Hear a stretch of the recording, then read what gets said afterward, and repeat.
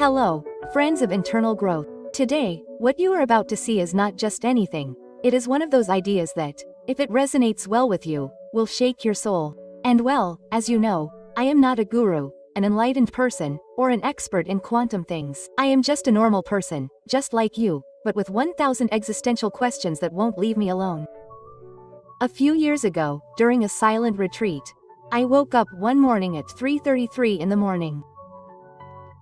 There were no noises, no lights, nothing, just a very strong sensation, as if someone or something was downloading information to me, so to speak.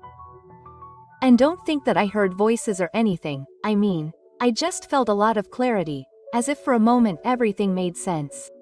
And when I returned home, since I am a bit obsessive, I started reading even more about quantum physics, spirituality, mysticism, channeling, etc.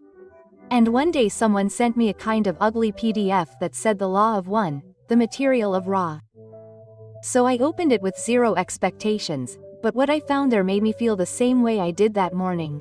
Obviously I didn't understand everything, honestly. Sometimes I felt like they were speaking to me in Chinese, but there were phrases that left me cold, as if someone was reminding me of something very profound that I already knew, but I had just forgotten.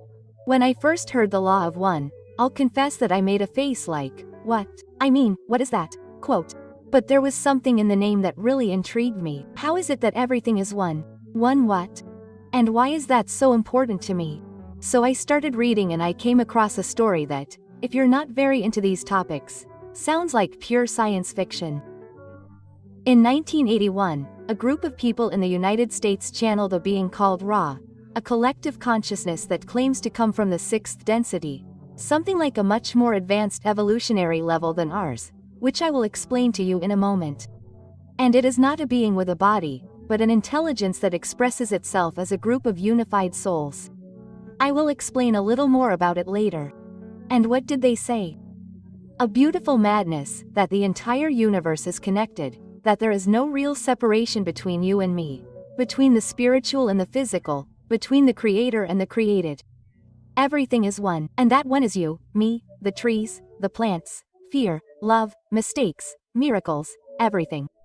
The law of one is as if someone had condensed the deepest truths of the universe into a language that we can barely understand.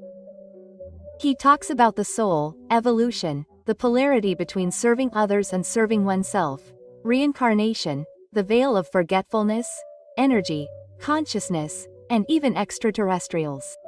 And the best part is that he doesn't ask you to believe in anything, just to feel, to pay attention to what vibrates inside you when you hear these ideas. He says, the truth is inside each one of us. Our only function is to remind you of that. Quote. And let's get straight to the point that everything is one. And yes, at first it sounds nice, profound, almost poetic, but then comes the uncomfortable question. And what does that mean, Chihuahua? How does it help me in my life? But wait. Imagine, for a moment, that it were true. That you are not separate from anything or anyone, that everything you see, that tree, that dog, that lady you really don't like, the sky, your body, your fears, everything is an expression of the same energy, of the same one, of the same being, of the same love, and that you are not a part of the whole, but rather you are the whole experiencing itself as you.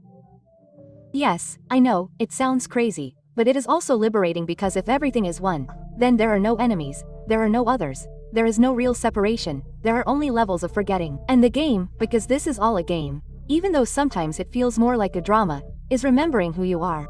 That does not mean that you stop having an identity, it does not mean that you stop being you. What changes is the perspective. You stop seeing life as if you were alone in a hostile world and you begin to feel that you are part of something bigger, wiser, more loving. Ra says, understanding unity is the first step to living in harmony with creation. When you understand that everything is connected, that what you do to others you do to yourself, that what you heal in yourself is reflected in the collective, then you can no longer live the same way. It is not a moral rule, it is not a doctrine, it is not an energetic truth, because if everything is one, then you are also the universe. You are the creator and the creation. You are the origin, the path and the destination. Okay, here I train. If that doesn't leave you with at least one raised eyebrow, it is because you need to listen to this again, but with your heart. And let's see, if everything is one, why do we feel that we are separate? Why do some seem more awake and others live trapped in the ego? Why is the world such a strange mix of chaos and beauty? Why? The law of one has an explanation that, although it sounds a little crazy at first, makes perfect sense when you digest it. Densities. Densities are levels of consciousness or stages of evolution of the soul, like a video game. In other words, each level has its own challenge and learning. So, the first density is matter, and this is where it all begins. There is earth, water, fire, air, the most basic consciousness. There is no identity, no ego, only existence. Pure consciousness is the awareness of being without knowing who one is. The second density is organic life. Here appear the little plants, the little animals, the mushrooms, the little dogs, and so on. In other words, here there is already movement, there are some basic emotions, there is growth, but there is still no self-awareness. A dog does not ask itself at that moment, who am I? It just lives in the moment. Then the third density, which is us. This is where you come in, I come in. This is where the I am appears, the awareness of individuality, free will. The soul enters the game of duality, which is fear or love, light, darkness. Here it is decided whether the soul evolves by serving others or only itself. This density is crazy because it is where we forget who we are the most, but also where we can grow the most. Every choice counts. Then there is the fourth density, unconditional love.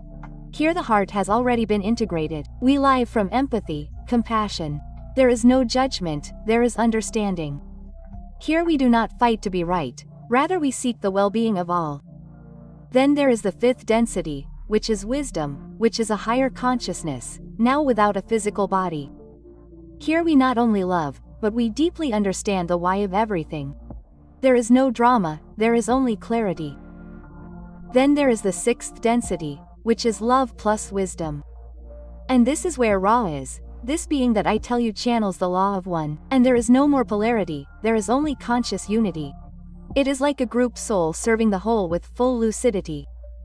And finally there is the seventh density, which is the return to one. And here the soul has already experienced everything. There is no more I, there is no more anything, there is only return, there is only integration, fusion with the origin. And look, the truth is that you don't need to understand all of this all at once. The important thing is to know that you are in a process, that the soul evolves, that this life is just a stage and that what you do here, no matter how simple it may seem, does matter. Every time you choose peace instead of anger, you level up. Every time you listen instead of judging, you level up.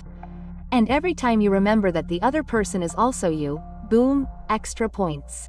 No one is going to fail you either, right? But you decide how long it takes you to move on to the next level. And the best of all is that you are not alone. We come together and we return together. One would think that to ascend spiritually you have to be perfect, know how to meditate in the lotus position, eat air and recite mantras. But no.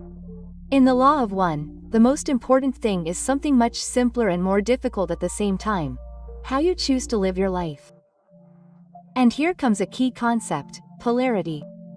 What is polarity? It is the direction that your soul takes. It is the way in which you decide to relate to life, to yourself and to others. In this third density that we talked about a while ago, the human density, there are two very clear paths. One is service to others, which is a path based on love, compassion, respect and unity. In other words, this does not mean that you are a saint or that you sacrifice yourself all the time. In other words, it means acting from the awareness that we are all one, that what you give to yourself, that helping others also heals you. And on the other hand, there is service to oneself, which is a path based on power, control, manipulation, and separation. This is not about taking care of yourself or setting limits, that is also self-love, but rather about living thinking only of yourself, using others as means to your ends. Here the self is the only one that matters, but the most interesting thing of all is that both paths are valid, so to speak, even though it is strange, that is how it is. The universe does not judge, it only observes and respects free will. So, which is the best? In the law of one, there is no best, there is congruence and vibrational coherence. To continue evolving, you need to polarize yourself, that is, take a clear direction. And that is achieved with repeated actions. Most people live in a gray area. Sometimes they help, sometimes they bother, sometimes they are love, sometimes they are pure ego, and there is no problem. But if you want to evolve, you need clarity. Either you choose love or you choose power. And yes, the path of service to others is slower, more difficult, but brighter, and it is not imposed, it is chosen. The choice of polarity is the most important decision in the evolution of the soul. The strongest thing about all this is realizing that there is no punishment, there is no karma as they told you. What there is resonance. If you act from love, your life will be filled with love. If you act from control, you will attract experiences that teach you what it means to let go. And it is not punishment, it is a school, one where you are the student, but you are also the teacher. Sometimes one wonders, if I am an eternal soul, why don't I remember anything? Why don't I know who I was before? Where did I come from? What did I come for? Why do I have to guess my purpose amidst traumas, routines, and bills? The law of one has an answer that is as profound as it is simple. Forgetting is part of the game. When we are born on this plane, we pass through what Ra calls the veil of forgetfulness. It is as if an energetic blindfold is put on us just as we arrive in this world. We don't remember our past lives, who we were, or the agreements we made before incarnating, nothing. We even forget that we are one with everything that exists. It sounds unfair, maybe, but it is a brilliant trick, because if you remembered absolutely everything, if you knew that this is just a game, that death does not exist, and that in the end everything will be okay, then there would be no true learning. But why forget? Because only by forgetting can you choose from the heart. Forgetting allows for polarization, and polarization allows for evolution. So how do we remember? Well, it's not about remembering with the mind, it's about remembering with the soul. Sometimes it happens in dreams, sometimes in a song, a glance, a moment of deep silence, sometimes after a loss or an experience that breaks you inside. Those moments when something inside you knows that there is something more, knows that you are not alone, knows that there is a plan, even if you don't understand it. That's the soul speaking, breaking a little piece of the veil. We forget in order to choose again. We forget in order to feel as if it were the first time. And that is the bravest act a soul can do. Coming here to this crazy world, with no memory, with only the faith that at some point it will remember again. Words like love, light, consciousness, unity, high vibration are words that are everywhere, sometimes on social media, in workshops, in guided meditations with music in the background. It almost seems like part of a trendy speech, and that's why they often feel empty. But in the law of one, these words are not poetry or motivational phrases. They are real forces, living energies. They are the basis of everything that exists. And here comes the interesting part. The universe is made of love and light. Literally, Ra explains that the infinite creator not only has love, but is love. And light is the manifestation of that love in physical form, as if love were the essence and light were the software, so to speak, with which reality is built. Light is the vehicle of love, and love is the nature of the creator. But what happens when we don't feel it? That's a very good question, because yes, sometimes we feel very far from love, that's the truth. There are days when you can't even stand yourself. There are moments when the world seems rotten, people worse. That's where personal work comes in, not as a forced effort, but as a gentle return to who you are. And this isn't about faking positivity or forcibly vibrating high. It's about remembering that love isn't just an emotion, it's a frequency, and you can tune into it. And what does it mean to be light? Being light isn't about dressing in white or posting cheesy phrases every day on Instagram. Being light is about bringing awareness where there is shadow. It's seeing beyond appearances. It's realizing that even pain has a purpose. It's living as if everything is sacred, because it is. You're not here to learn love. You're here to remember that you already are love. You're not here to receive light. You're here to realize that you too are source. Everything else, the wounds, the blockages, the anger, the ego, they're all layers, just layers. Layers that fall away as you return to yourself. And that return is what they call awakening. Ra claims to have been part of a very advanced civilization thousands of years ago, but that he incarnated in Egypt to help humanity, and that's where the myth of the sun god Ra comes from. In other words, Ra is not from another world. Ra is a part of what you also are. And he says, we are all one. You are me, we are you. According to the law of one, there are thousands of races and consciousnesses that observe, care for, and sometimes intervene in what happens here. Some with love, others not so much. And this is not for you to live with paranoia, but with humility. We are part of something enormous. You are not here by accident. If you got here, it is very likely because your soul has already had contact with other realities, with other lives, other forms of consciousness. Perhaps you were part of another civilization, or perhaps you chose to come to Earth at this time to support the collective awakening process. You do not have to remember it, just feel if any of this vibrates within you. The word extraterrestrial may sound very distant, but the reality is that you are also stellar. Your body is human, yes, but your soul is universal. And that's why, even though sometimes you don't understand anything, even though you feel alone, even though you feel confused, disconnected, there are parts of you that remember, that you didn't come just to survive. You came to awaken, to remember, to love. And all this does sound very nice, that we are one, that there are levels of consciousness, that we come from the stars, blah, blah, blah. But how do you experience that in your daily life? I mean, how do you connect with the divine when you're fed up with your boss's traffic, with your own thoughts? The answer is simple, although not always easy. It's silence, presence, meditation. But not just any meditation. I mean, we're not talking about sitting in a lotus position while floating in the air, right? I mean, you don't need a temple in Tibet or singing bowls, although that doesn't get in the way, obviously. What you need to do is stop, turn off the noise a little, make space so that who you really are can begin to be heard. Ra is very clear on this. Meditation is the most direct tool for contacting infinite intelligence. You don't have to meditate perfectly, you just have to return to yourself for a little while each day. That's enough for you to start listening to the echo of your soul, and that echo will take you back to the one. But hey, you may wonder, what about my job, my debts, and my toxic ex? Spirituality is not an escape. In other words, all this that I'm telling you is not to hear about your problems. It's to face them from another place, from the memory that you are not just your story, or your bank account, or your body. You are consciousness experiencing all of that. So, yes, life will continue with its pending issues, its tests, and its complicated relationships, but you will no longer live it the same, because you know that each experience is an opportunity to choose from love or fear. Because you did not come to escape the world, you came to transform it from within. According to the law of one, the earth and all of us who inhabit it are at the end of a cosmic cycle. We are finishing the third density, the level of ego, forgetfulness, duality. And we are preparing to enter the fourth density, the level of unconditional love and group consciousness.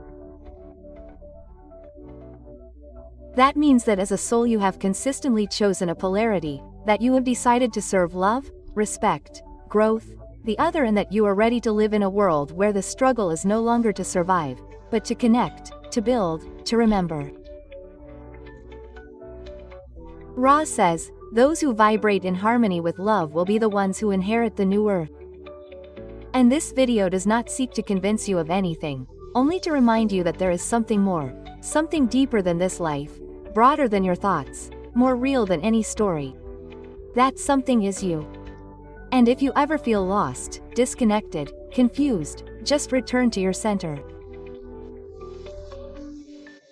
Breathe, look at the sky, touch the earth, feel your heart, and remember, everything is one and you are a part of it. If you liked this video, don't forget to like it and share it with your friends. Subscribe to the channel so you can see more of these types of topics, and click the bell so you receive notifications. I would love to hear from you and the topics you would like us to cover in the comments section. See you next time.